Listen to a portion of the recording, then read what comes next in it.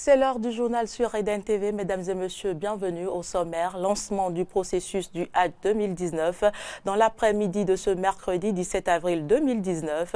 Un exercice auquel s'est attelé le ministre des Affaires étrangères et de la coopération, Aurélien Agbenonchi. Ce mercredi 17 avril 2019, sous la présidence effective du chef de l'État, le Conseil des ministres s'est réuni en séance hebdomadaire. Le point de la séance dans un instant. Et puis en Inde, nous parlerons des législatives, un des plus grands scrutins du pays.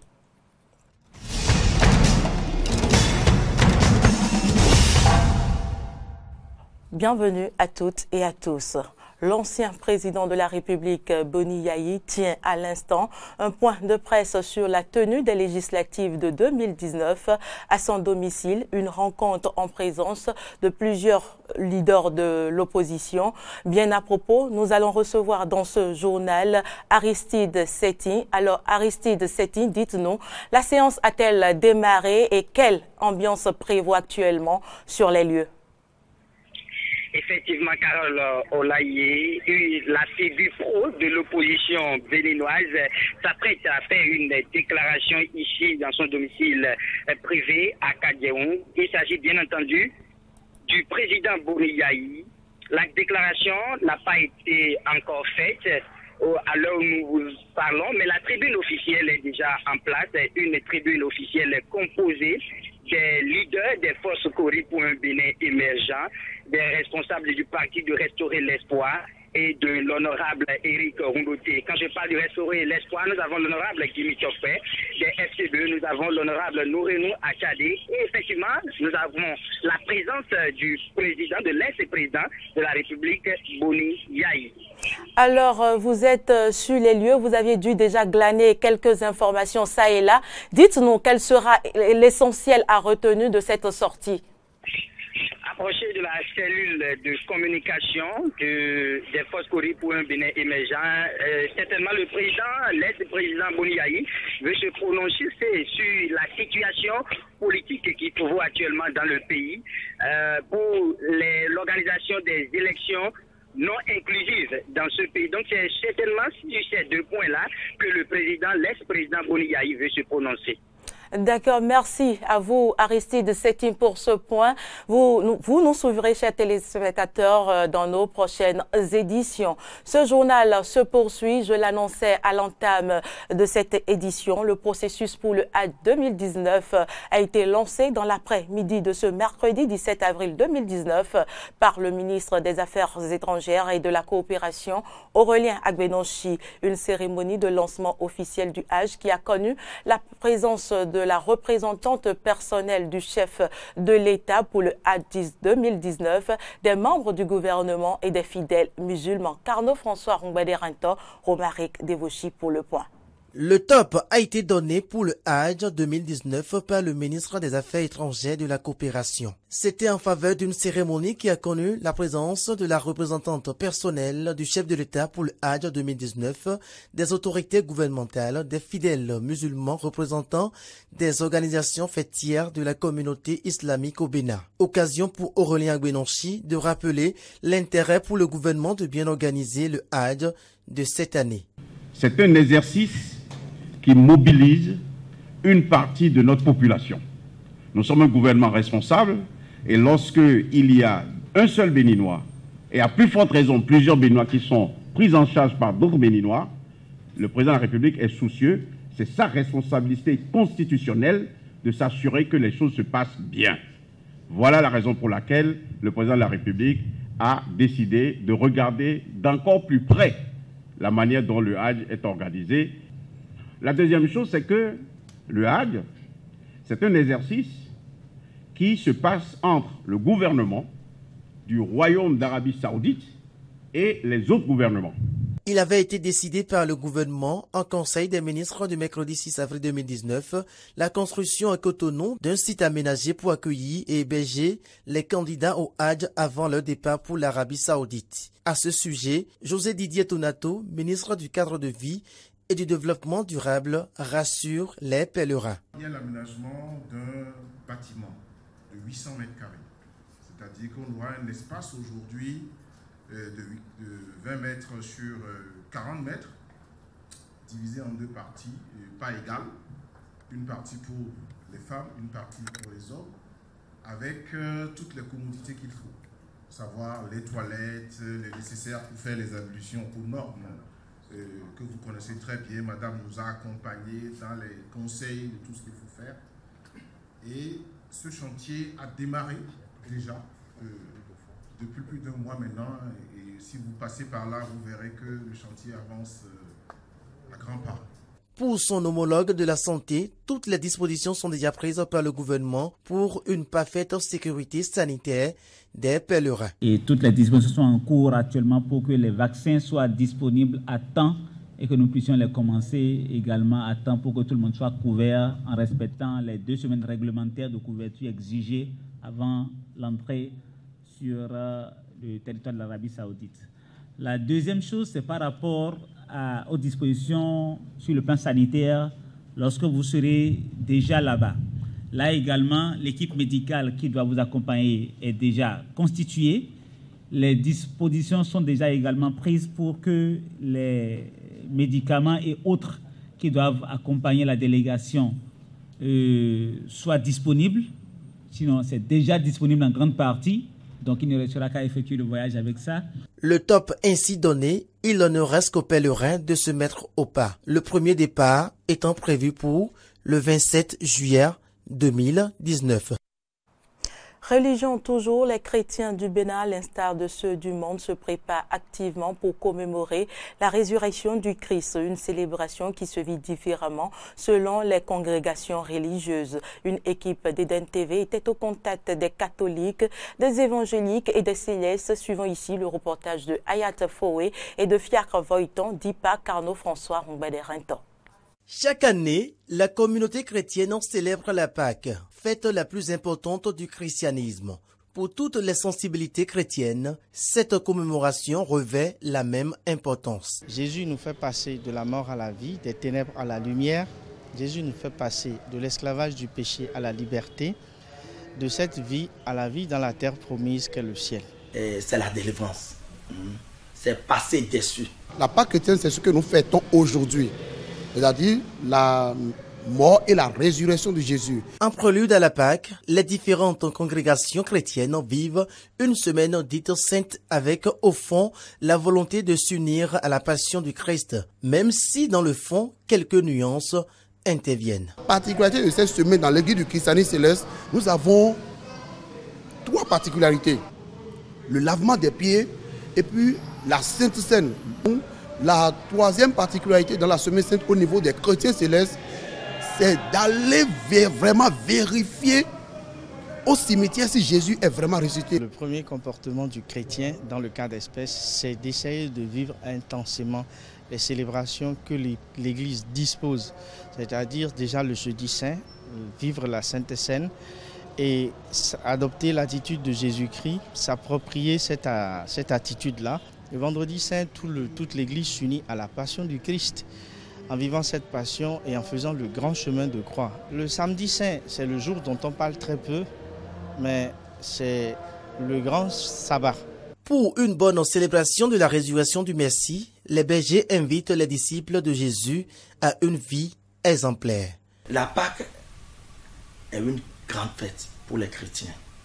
Et parce que cette fête nous montre que Jésus est venu pour mourir pour nos péchés.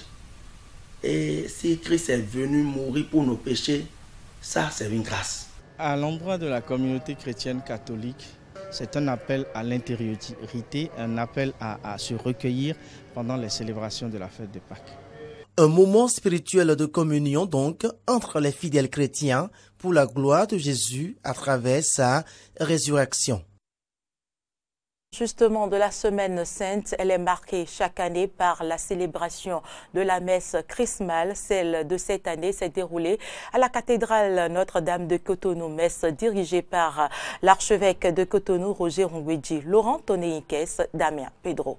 Le diocèse de Cotonou a célébré ce mercredi 18 avril 2019 la messe chrismale à la cathédrale Notre-Dame de Cotonou. Une célébration dirigée par l'archevêque Roger Rongwedji. Comme nous le faisons chaque année, nous voici réunis en ce jour saint pour la messe chrismale qui nous rappelle le sens de notre consécration sacerdotale. Le baptême dans la mort et la résurrection du Christ fait de nous déjà des prêtres, prophètes et rois. Monseigneur Roger Rungbeji compare la messe chrismale au rassemblement des disciples de Jésus qui, de retour de la mission, se réunissent autour du Christ pour lui rendre compte. Une occasion pour lui donc de féliciter les prêtres pour le travail accompli dans le champ de la mission.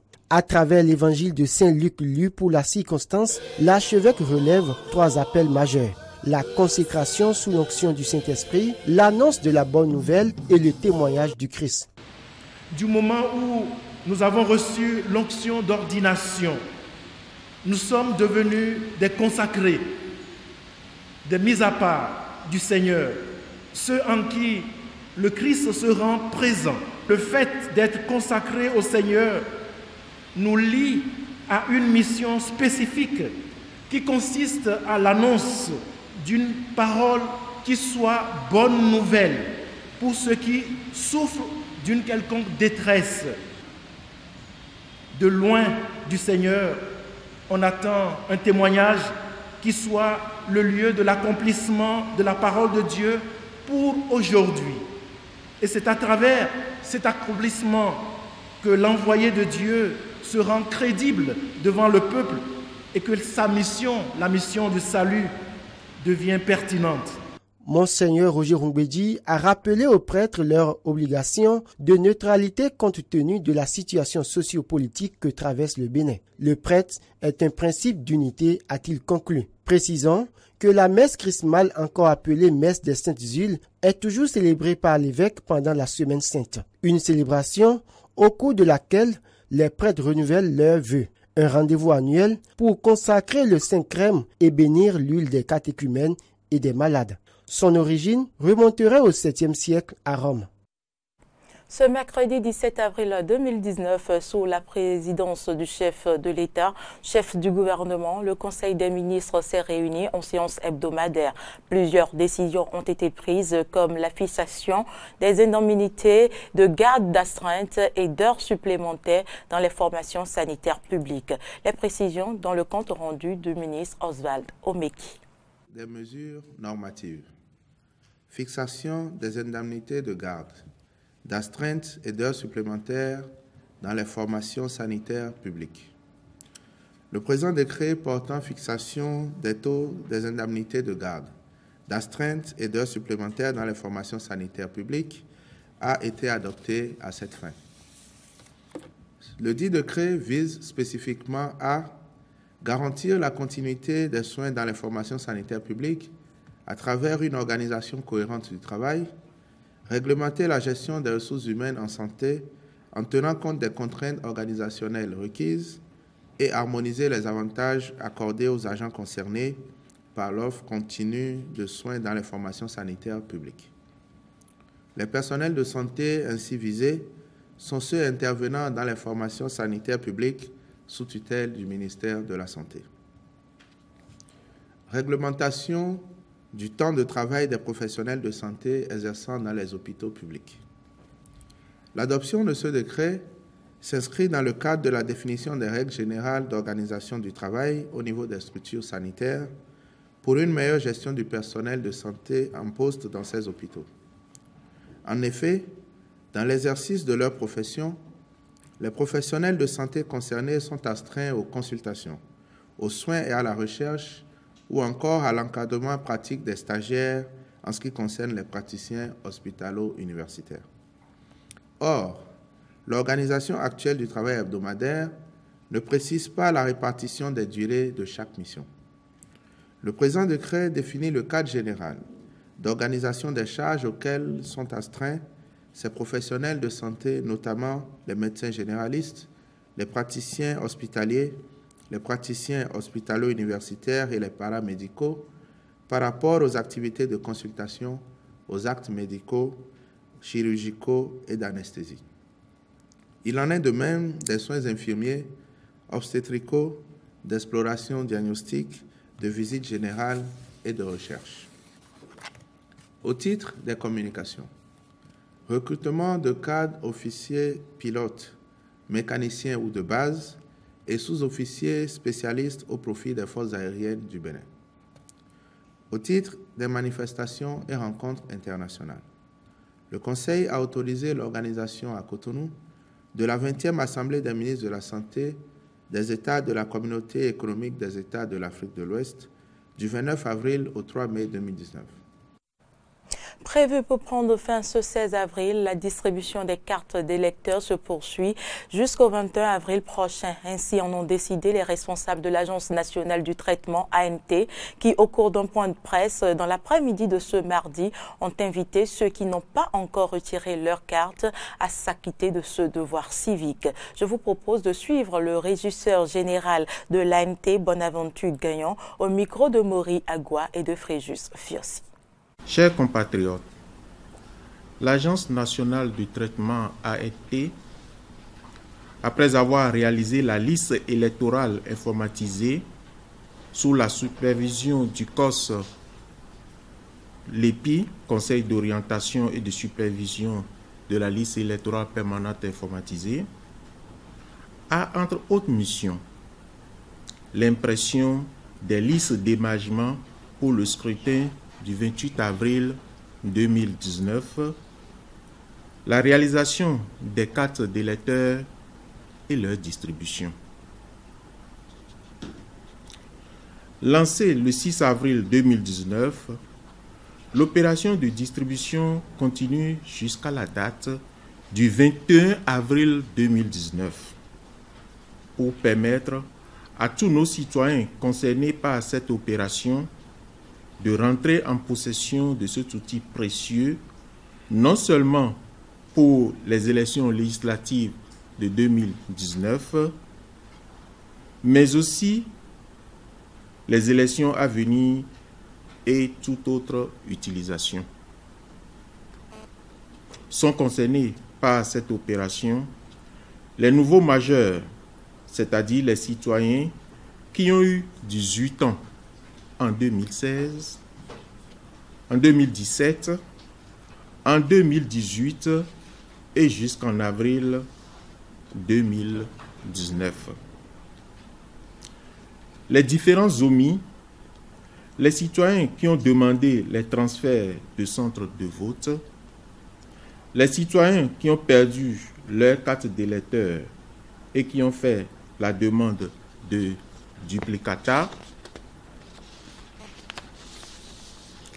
les citoyens qui ont fait la demande de correction sur leurs données personnelles.